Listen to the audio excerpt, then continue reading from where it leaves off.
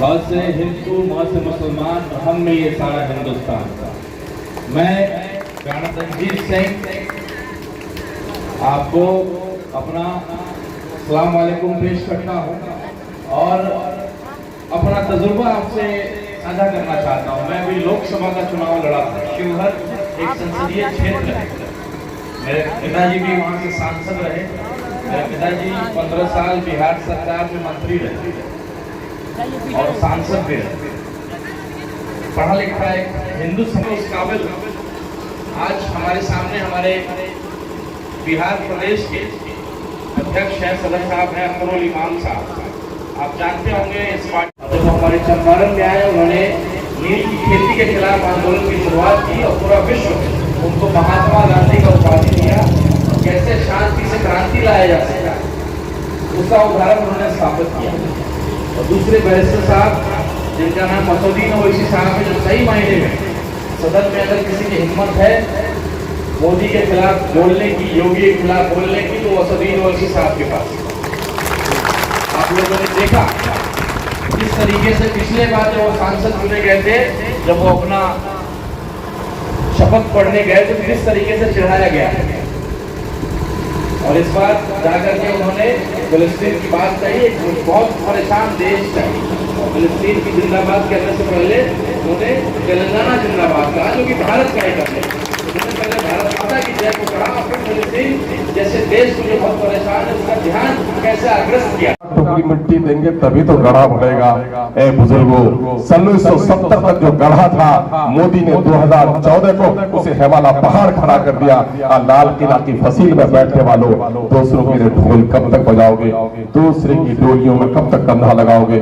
आओ तय कर लोगे, डोली भी अपनी होगी, दूल्हा भी अपना होगा। जिस दिन ये तय कर लोगे, बिहार में मैं दावे के साथ कह सकता हूँ, राणा रणजीत एक सियासी परिवार का नौजवान क्यों आया है? वो इस बात को जान रहा है कि बिहार में एब्सोल्यूट मेजॉरिटी, वाज़ेह अक्सरियत, पूर्ण बहुमत अभी किसी पार्टी को नहीं मिलनी है।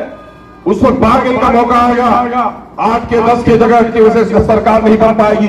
अब की बार कहता हो, अगर 3 में या 3 लालू जी जीत गए होते तो आज बिहार में सरकार में MIM को आप शामिल देखते। आप अपने लोगों को बिहार में सत्ते में साझेदार बनिए। जिस दिन साझेदार बनिएगा तो उस दिन मस्जिदों की हिफाजत भी होगी, दरगाहों की हिफाजत भी होगी। और यकीन जानिए, इस मुस्लिम सिख ईसाई आपस में है भाई भाई, ये नारा लेकर हम आपके दरमियान आए हैं। आपसे गुजारिश है कि आप पार्टी का वर्कर बनिए।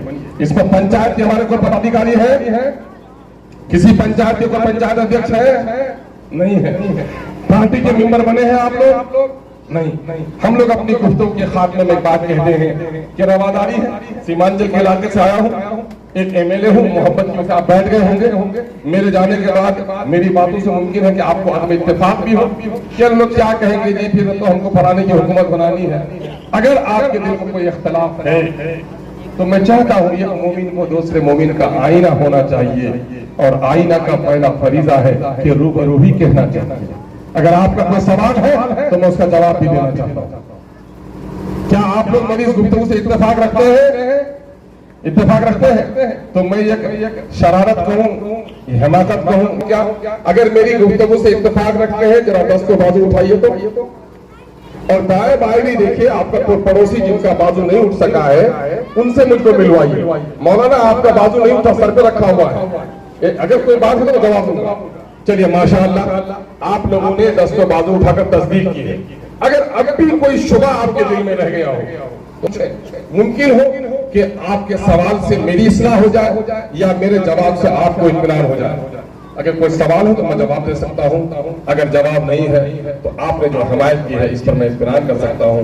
आइए उठिए, एक एक बच्चा आप MIM का कारकुन बनिए, MIM का मेंबर बनिए, MIM का झंडा लगाइए और MIM को वोट दीजिए। आपने MIM को अगर खड़ी कर दी और आपने अपने लीडर मान लिया, जमात की किस पे ताकत है? क्या कहा सैयदना उमर फारूक कि तुम्हारा दीन बगैर जमात के नहीं, जमात बगैर इमामत के नहीं, इमामत बगैर अताअत के नहीं। अपने सियासी इमामत के लिए हमने बैरिस्टर सदन अवैसी को चुना है। अपना एक सियासी इमाम तय कर लो। हर जगह हम नहीं जीतेंगे, कहीं हम जीतेंगे, कहीं हम हराएंगे। जिस दिन अपनी क़यादत के नाम पर हम अपने वोट का इस्तेमाल करेंगे, उस दिन मेरा कायद भी मजबूत होगा, मेरी जमात भी मजबूत होगी और मेरी आने वाली नस्लों को तब्दील इंसाफ भी मिलेगा। बहुत बहुत शुक्रिया। अस्सलाम वालेकुम। MIM जिंदाबाद, MIM पाइंदाबाद। और मैं आज कहता हूँ कि देखो मेरे भाई, इंसानी जिंदगी है, हादसा होते हैं। अगर हादसे से डर जाएगा आदमी तो मंदिर की तरफ नहीं जाएगा। एक माँ की पहली औलाद अगर जाहिर हो जाए तो दूसरी बार माँ नहीं बनेगी क्या? वो डॉक्टर को यकीनी बताओ बच्चा जिंदा रहेगा तभी मैं माँ बनूंगी। नबी करीम सल्लल्लाहु अलैहि वसल्लम के मंदिर में भी मुनाफिक चले गए, है ना? होता है। अभी ये दौर हमारा, जब नई कोई जंगली किसी सरकार से पूछ लीजिए, जब किसी बंजर जमीन पर खेती की जाती है तो फसल उगती भी है, मरती भी है, लेकिन किसान फसल अपनी मेहनत अगर बाकी रखे तो खेत अच्छी फसल देती भी है। अभी हमारे अभी लोग आएंगे भी, भागेंगे भी, सौदागर भी होंगे। मैं इंसान हूँ, खुदा तो हूँ नहीं कि दिल की बात जाना। वो नहीं तो हाथ साफ होंगे, अदल से भाग गए, जिन लोगों को जीतने की उम्मीद नहीं थी हमारे के धरने पर, लेकिन जमीन पर से भाग गए। यकीन वो भाग गए, इंशाअल्लाह उससे पार्टी मायूस नहीं है, यकीन नहीं है होगा कोई भी। क्योंकि आपके यहाँ लोगों का मुत्तहिद नहीं है, लोग पाबंद आहद नहीं है, और दूसरी तरफ दूसरी सियासी जमातें हैं वो फुसलाती हैं, भटकाती हैं, बहकाती हैं और बड़ी कीमत देकर आपकी खरीदारी करती है। इसलिए मैं कहता हूँ बाबरी मस्जिद के टूटने का जितना कम है उतना ही मुझे बिहार में मुस्लिम क़यादत को तोड़ने वालों से भी है। अगर बाबरी मस्जिद तोड़ने वाला आपका दुश्मन है तो जिसने आपकी क़यादत तोड़ी है उसको भी आप दुश्मन मान लेंगे तो इनकलाब आ जाएगा।